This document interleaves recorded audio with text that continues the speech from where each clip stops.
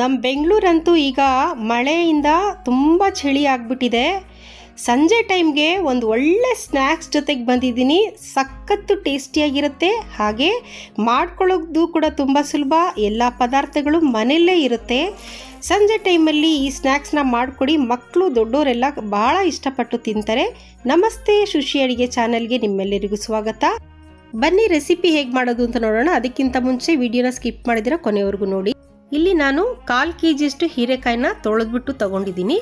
ಈಗ ಇದ್ರ ಸಿಪ್ಪೆನೆಲ್ಲನೂ ನಾವು ಎರ್ಕೊಂಡು ಕ್ಲೀನ್ ಮಾಡ್ಕೋಬೇಕು. ನೋಡಿ, ಈ ಥರ ಚೆನ್ನಾಗಿ ಕ್ಲೀನ್ ಮಾಡ್ಕೊಂಬಿಡೋಣ.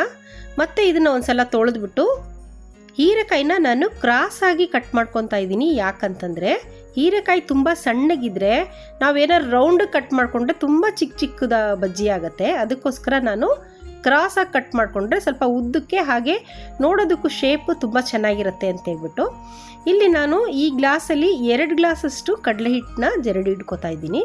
ಯಾಕಂದರೆ ಮಿಲ್ಲಿಗೆ ಹಾಕ್ಸ್ಕೊಂಬಂದಾಗ ಹಂಗೆ ಇಟ್ಬಿಟ್ಟಿರ್ತೀವಲ್ಲ, ಅದು ಏನಾದ್ರು ಧೂಳು ಕಸ ಏನಾರು ಇರುತ್ತೆ. ಅದಕ್ಕೋಸ್ಕರ ನಾವು ಇಲ್ಲಿ ಜರಡಿ ಇಟ್ಕೋಬೇಕು.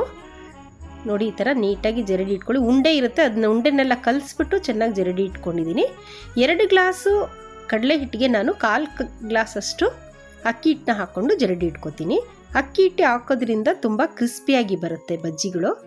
ಈಗ 1 ಸ್ಪೂನಷ್ಟು ಅಚ್ಕಾರದ ಪುಡಿ ಹಾಕ್ಕೊಂಡಿದ್ದೀನಿ. ಒಂದು 1/4 ಸ್ಪೂನಷ್ಟು ಓಮ್ ಕಾಳನ್ನ ಕೈಯಲ್ಲಿ ಉಜ್ಜಿಬಿಟ್ಟು ಹಾಕ್ಕೊಂಡಿದ್ದೀನಿ. ಒಂದು ಅರ್ಧ ಸ್ಪೂನಷ್ಟು ಪುಡಿ ಉಪ್ಪು, ಹಾಗೆ ಒಂದು 1/4 ಸ್ಪೂನಷ್ಟು ಅಡುಗೆ ಸೋಡಾನ ಹಾಕ್ಕೊಂಡು ಚೆನ್ನಾಗಿ ಇದನ್ನು ಮಿಕ್ಸ್ ಮಾಡ್ಕೊಳ್ಳೋಣ. ನೋಡಿ, ಈ ಥರ ಚೆನ್ನಾಗಿ ಮಿಕ್ಸ್ ಮಾಡಿಕೊಂಡು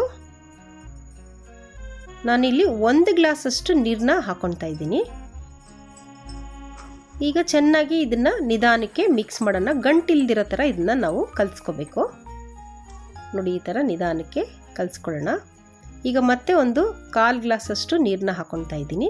ಒಂದೇ ಸಲ ನೀರು ಹಾಕ್ಬಿಟ್ರೆ ತುಂಬ ತೆಳ್ಳಗಾಗ್ಬಿಡುತ್ತೆ. ಅದಕ್ಕೆ ನೋಡ್ಕೊಂಡು ನಿಧಾನಕ್ಕೆ ನಾವು ನೀರು ಹಾಕೋಣ. ಇಲ್ಲಿ ನಾನು 1.5 ಗ್ಲಾಸಷ್ಟು ನೀರನ್ನ ಬಳಸ್ಕೊಂಡಿದ್ದೀನಿ. ನೋಡಿ, ಈ ಹದಕ್ಕೆ ಕಲಿಸ್ಕೊಂಡ್ರೆ ಸಾಕು.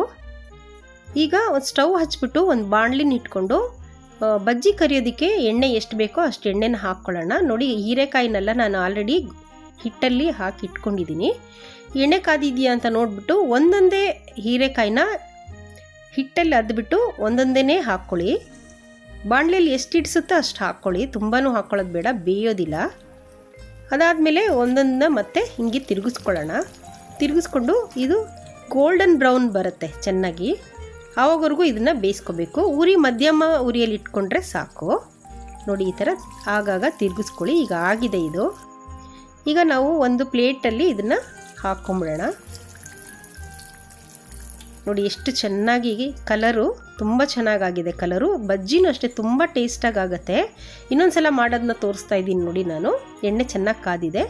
ಒಂದೊಂದೇ ಈ ಥರ ಹಾಕ್ಕೊಂಬಿಟ್ಟು ನಿಧಾನಕ್ಕೆ ಈ ಥರ ತಿರುಗಿಸ್ಕೊಂಡು ಮುಚ್ಚಾಕೊಂಡು 2 ಕಡೆನೂ ಗೋಲ್ಡನ್ ಬ್ರೌನ್ ಬರೋವರೆಗೂ ಇದನ್ನು ನಾವು ಬೇಯಿಸ್ಕೊಂಡ್ರೆ ತುಂಬ ಕ್ರಿಸ್ಪಿಯಾಗಿ ತುಂಬ ಟೇಸ್ಟಾಗಿ ಆಗುತ್ತೆ ಈ ಬಜ್ಜಿ.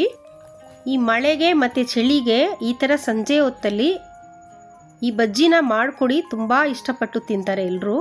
ನಮ್ಮನೇಲಿ ಎಲ್ಲರೂ ಸಾಸ್ ಮತ್ತು ಗ್ರೀನ್ ಚಟ್ನಿಯಲ್ಲೇ ಈ ಬಜ್ಜಿನ ತಿನ್ನೋದು.